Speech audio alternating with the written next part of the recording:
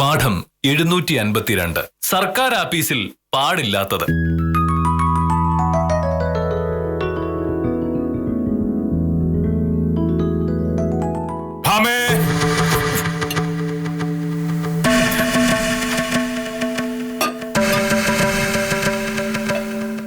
എന്താണ്?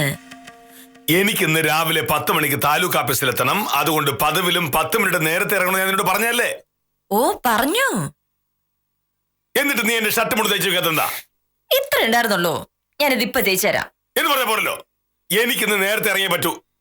നീ വക്കീൽ ഓഫീസിലും കോടതിയിലേക്ക് ചെന്ന് കയറും പോലെ തോന്നുമ്പോ താലൂക്ക് ഓഫീസിൽ ചെന്ന് കയറിയ പോലെ എനിക്ക് 10 മണി ഞാൻ തഹസിലോട് പറഞ്ഞതാ. അപ്പൊ ഇനി 10 മണിക്ക് പോയാൽ പറ്റൂ. എന്നും മോഹനായിട്ട് ഇറങ്ങുന്ന 9:38 ഇന്ന് താലൂക്ക് ഓഫീസിൽ പോകണ്ടോണ്ട് ഒരു 10 മിനിറ്റ് നേരത്തെ ഇറങ്ങണം. അപ്പോഴും 9:28 ഇറങ്ങിയാ പോരെ? ഇപ്പൊ സമയത്തേ 8:45. ഇനിയുണ്ട് 43 മിനിറ്റ് കൂടി. ഒരു ഷർട്ട് മുണ്ട് തേക്കാൻ എനിക്ക് പരമാവധി 5 മിനിറ്റ് മതി.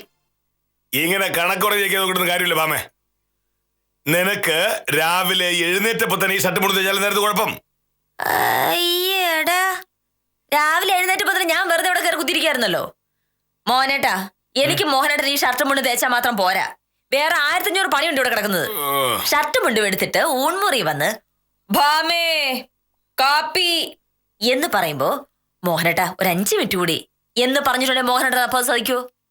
കാപ്പി കുടിച്ചെഴുന്നേറ്റ് പോകാൻ നേരം ഭാമേ ചോറ്റുപാത്രം എന്ന് പറയുമ്പോ മോഹനേട്ടാ ദാ വരുന്നു എന്ന് പറഞ്ഞാൽ പോലും മോഹനേട്ട അപ്പൊ വഴക്കുണ്ടാക്കും. എല്ലാ ജോലി ചെയ്യാൻ ഞാൻ മാത്രമല്ലേ ഇവിടെ ഉള്ളൂ. ഈ നായ ഞാൻ കുറച്ച് അധികം കേട്ടുള്ളതാ. ഓരോരുത്തരും അവരവരുടെ ജോലികൾ ചെയ്യാൻ ബാധ്യസ്ഥരാണ്. അത് ചെയ്യുന്നതിന് കണക്ക് പറയുന്നതിന് എന്താണ് അർത്ഥം? ഞാൻ വില്ലേജ് ഓഫീസിൽ എന്തുമാത്രം ജോലി ചെയ്യുന്നുണ്ട്, അതിന്റെ കണക്കുകൾ ഞാൻ ഇവിടെ പറഞ്ഞിട്ടുണ്ടോ? മോഹനേട്ടൻ ആഫീസ് ജോലി മാത്രമല്ലേ ചെയ്യേണ്ടതുള്ളൂ. എനിക്ക് ആഫീസ് ജോലിയും ചെയ്യണം, വീട്ടു ജോലിയും ചെയ്യണം. ഇതൊന്നും അത്ര വലിയ ജോലിയൊന്നും അല്ല. എന്തു പറ്റി?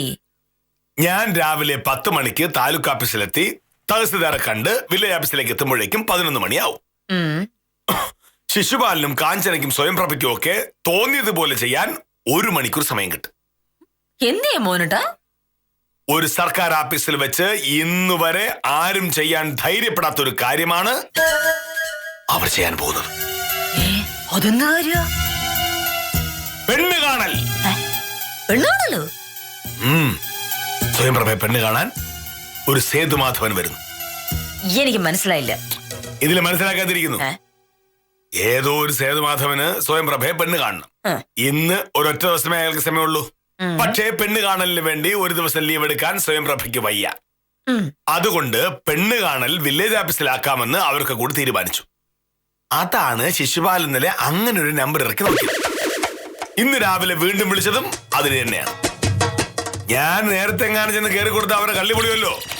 ഞാൻ അറിയില്ല എന്ന് കരുതി അവർ ആസൂത്രണം ചെയ്ത നാടകം പൊളിഞ്ഞു. മോഹനടുത്ത് എന്തിനു സൂക്കേടാണ്? സ്വയംപ്രഭയ്ക്ക് ഒരു കല്യാണാലോചന വരുന്നു. ആദ്യം ചെറുക്കനും പെണ്ണും തമ്മിൽ കണ്ടിട്ട് അവർക്ക് ഇഷ്ടപ്പെട്ടാൽ മാത്രം വീട്ടുകാർ ഇടപെട്ടാൽ മതിയെന്ന് അവരെ കരുതിയിട്ടുണ്ടാവും. നമ്മുടെ നാട്ടിൽ ഇപ്പൊ അങ്ങനെയൊക്കെയല്ലേ നടക്കുന്നത്. സ്വയംപ്രഭയെ കാണാൻ വരുന്ന ഈ സേതുമാധവൻ ഇന്ന് ഒരു ദിവസം മാത്രമേ സമയമുള്ളൂ എന്നല്ലേ പറഞ്ഞത്. അതുകൊണ്ട് വില്ലേജ് ഓഫീസ് വന്നുകൊണ്ടൊന്ന് സംസാരിച്ചു പോകുന്നു. അതിനെന്താണ് മോനോട് തെറ്റ്? അങ്ങനെ ഓരോരുത്തർക്കും തോന്നും പോലെ വന്ന് പെണ്ണ് കാണാനും സംസാരിക്കാനുള്ള സ്ഥലമല്ല വില്ലേജ് ഓഫീസ്. ആഫീസിലല്ലെങ്കിൽ അവര് വഴി വെച്ച് കാണും. അതും പറ്റില്ല എന്ന് മോനോട് പറയാൻ പറ്റുമോ? അതിൽ നല്ലത് അവർ ആഫീസ് വെച്ച് കാണുന്നല്ലേ. ഞാൻ സമ്മതിക്കില്ല. ആളുകൾക്ക് തോന്നും പോലെ പെണ്ണ് കാണാനും പ്രേമിക്കാനും കല്യാണം കഴിക്കാനുമല്ല സർക്കാർ നാട് നീളെ ഇങ്ങനെ വില്ലേജ് ഓഫീസ് തുറന്നു വെച്ചിരിക്കുന്നത്. അത് നടക്കില്ല. ശിശുപാലനെ വെച്ചിട്ടുണ്ട്.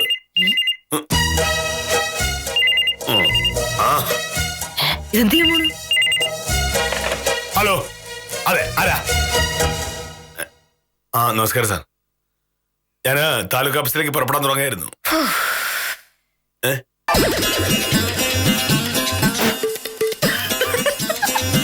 ഭൂമി പോക്കുവരവ് ചെയ്യാൻ വന്നവരെ പിടിച്ച് കീഴുദ്യോഗസ്ഥയെ കല്യാണം ആലോചിക്കാം.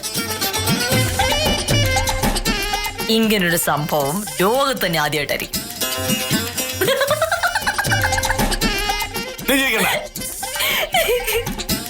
എല്ലാത്തിനും കാരണം നീ ഒരാളാ.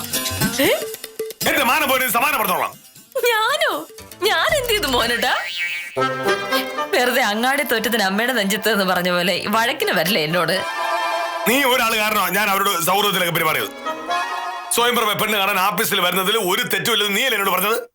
എന്നിട്ടിപ്പോ എന്തായി? മോഹനേട്ടാ, പെണ്ണ് കാണാൻ വരുന്ന ആളുടെ പേര് സേതുമാധവൻ എന്നാണെന്ന് ഉത്തമൻ പറഞ്ഞിരുന്നില്ലേ? പിന്നെ ഇതിനാണ് ഹരിദാസൻ എന്ന പേരിട്ട് അയാളാണെന്ന് ഉറപ്പിക്കാൻ പോയത്? ഉത്തമൻ പറഞ്ഞ പേര് എനിക്ക് ശരിക്കും ഓർമ്മയില്ലായിരുന്നു. പിന്നെ പറഞ്ഞിട്ട് കാര്യമില്ലല്ലോ. ആഫീസിൽ ചെന്നപ്പോ സ്വയംപ്രഭടുത്ത് ഒരാൾ സംസാരിച്ചോണ്ടിരിക്കുന്നു. അവനാരാലും കരുതില്ല അത് പെണ്ണാണ് വന്നതാണെന്ന്. ആണക്കേടായി. വൈകുന്നേരം വരെ എന്നെ കാണുമ്പോഴൊക്കെ സ്വയംപ്രഭ നോക്കി ചിരിക്കായിരുന്നു. ഇനി അവരിത് ആരോടൊക്കെ പറയുന്നു? സ്വയം പ്രഭിക്കാൻ വെച്ചിട്ടുണ്ട് അഹങ്കാരി. ഓക്കെ, സഹായം ഞാൻ നോക്കിയപ്പോ എന്നെ കളിയാക്കുന്നു. പോട്ടെ, സാരമില്ല.